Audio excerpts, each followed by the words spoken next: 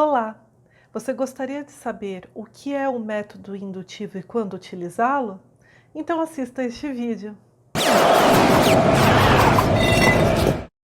Meu nome é Cristina Godoy, eu sou docente da USP há mais de 9 anos e estou aqui fazendo esse conteúdo neste canal para ajudar os jovens pesquisadores a realizar e enfrentar as principais dificuldades no âmbito da pesquisa científica.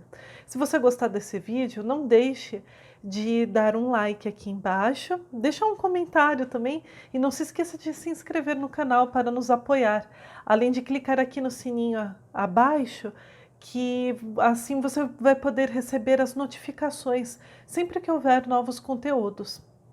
Bem, vamos lá em relação ao nosso método indutivo. No vídeo anterior, nós estávamos falando sobre método científico. Nós falamos que a ciência não se faz sem o método científico, porém o método científico não é só aplicável à ciência, né? Então, como a gente está trabalhando a respeito de pesquisa científica, conhecimento científico, nós precisamos conhecer quais são esses métodos, né? Na minha experiência, ao longo desses anos como docente, o que eu vejo é que sempre quando chega a parte de métodos e metodologia, os alunos acabam escrevendo correndo, acabam às vezes repetindo até do próprio colega, como se fosse um padrão, né, aquele método, sem explicar o porquê da seleção do método, por que vai contribuir para chegar a determinado resultado, enfim, considera que falar sobre o método, a metodologia, é só mais um requisito necessário da pesquisa científica, mas não é o fundamental. E isso é um grande erro, porque é um método que vai permitir que você percorra o caminho e chegue ao resultado desejado, né? Aliás, na realidade seria o resultado esperado, porque você ainda não sabe qual efetivamente vai ser o resultado. Você está esperando testar e verificar determinadas hipóteses de pesquisa, não é? Então, dessa forma, é muito importante entender os métodos. E hoje a gente vai falar sobre o método indutivo. O que é o método indutivo? A conceituação clássica dele é: você parte de algo verificado na realidade, algo particular, para universalizá-lo. Ou seja, você parte do particular para o universal. Então você vê uma determinada situação na concretude, na realidade, e aí você tenta buscar um padrão para conseguir formular leis padrões universais, tendo a expectativa que eles vão se repetir, assim como se repetiram no passado, vão continuar no futuro. Então vamos dar um exemplo. Se eu falo no Rio 1 há peixes, no Rio 2 há peixes, no Rio 3 há peixes, no Rio 4 há peixes. Minha conclusão é: em todos os rios há peixes. Quer dizer, eu estou generalizando porque eu estou vendo um rio em particular que tem peixe. Aí eu vou em outro rio e vejo mais peixes. Aí eu vou em outro e vejo mais peixes. A minha generalização é: em todos os rios eu vou encontrar o quê? Peixes. Né? Isso seria um resultado, né? Uma lógica indutiva, quer dizer, eu parto do particular e busco uma universalização, né? Universalizar e tornar isso como regra, né? Só que o método indutivo, a gente precisa ver algumas características dele, né? Primeiro, você vê o fato, o fenômeno particular, e depois você busca um padrão. Então, qual que é a estrutura básica do método indutivo, né? Primeiro, eu relaciono fenômenos. Depois, eu tenho que verificar se essa relação que é essencial entre fenômenos, né, fenômenos e fatos, ela, num segundo momento de análise, essa relação essencial, ela constitui um padrão, né? Sendo que para fenômenos e fatos idênticos que são relacionados entre si. Bem, eles são idênticos, eles possuem uma relação entre si, portanto permitem que eu traça o quê? Um padrão universal em relação a isso. Eu ressalto que você não pode esquecer que os fenômenos, eles devem ser idênticos para você evitar uma comparação entre fenômenos diferentes, né? Uma relação entre fenômeno e fato diferentes. E aí você chega a relações acidentais. E aí cai por terra a sua universalização. Outra questão em relação ao método intuitivo é que você tem que tomar muito cuidado em relação à quantidade, né? Por quê?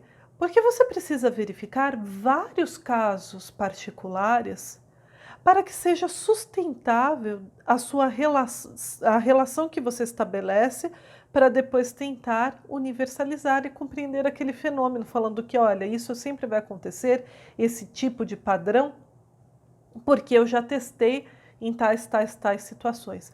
Poucas vezes, mesmo no exemplo que eu falei do rio, só 4 rios observados não permite que eu fale que não é científico falar que logo todos os rios possuem peixes, né? Eu preciso ter uma quantidade razoável. Isso a gente vai ver no próximo vídeo em relação ao elemento quantitativo, senão você vai cair numa falácia.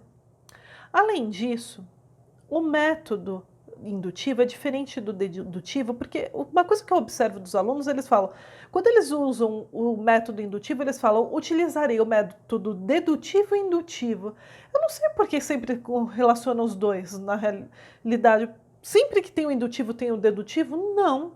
Né? É por isso que você tem que pensar em cada uma das fases, como a gente falou no vídeo anterior, que você tem que pensar nas etapas e as aplicações do método para chegar a determinado resultado. Então não é necessariamente, e é interessante porque no método dedutivo, quando as premissas são verdadeiras, a conclusão é verdadeira. Agora, quando no método indutivo as premissas são verdadeiras, a conclusão é provável, é possível, não necessariamente verdadeira. Exatamente porque depende de muitos testes. E pode haver exceções, você acaba em alguma situação se deparando pela exceção, né? Então, não é tão simples utilizar o método indutivo, porque você deverá estar pronto ou pronta para enfrentar a questão da quantidade, o elemento quantitativo no método indutivo, porque para que a pesquisa acadêmica seja aceita, você vai ter que ter uma amostragem muito elevada, porque senão não vai ser aceita. Não vai ser aceita pelo seu orientador, orientadora, nem pela banca, né? Vai cair numa falácia. E além disso, tem alguns tipos de críticas, principalmente de fundo filosófico em relação ao método indutivo, que é interessante você ter isso em mente, porque é algo que sempre acaba, o aluno que usa o método indutivo acaba tendo que responder a determinadas perguntas que tem essa matriz de questionamento filosófico, que é, bem, o método indutivo o que é? Você estabelecer relações e esperar um padrão. Então, na realidade, o que você espera? Que não tenha mudanças entre o passado e o futuro. Ou seja, as relações que eu vejo no passado vão continuar no futuro. Então, por exemplo, se eu vejo que o sol nasce todos os dias, ele surge todos os dias, então eu pressuponho que no futuro ele vai continuar fazendo isso. Então é algo que eu estou tendo uma expectativa que no futuro mantenham-se as relações do passado. Então você tem que ter muito bem isso em mente, porque entenda, você está generalizando no método indutivo. Portanto, você tem um risco em relação à quantidade, se ela é razoável, para você poder estabelecer uma lei mais geral em relação a um caso específico, se é possível estabelecer um gênero com base na espécie, né? E além disso, tem uma expectativa que para o futuro a sua regra seja aplicável. Então, na realidade, assim, aquilo que está no passado permanece no presente que eu analiso, vai permanecer no futuro, por isso a importância da minha pesquisa. Então você tem que ter em mente este tipo de crítica exatamente para poder se defender e ter os argumentos muito bem estabelecidos para que sejam razoáveis e para que as suas conclusões obtidas pelo método indutivo consigam se manter perante a crítica da banca.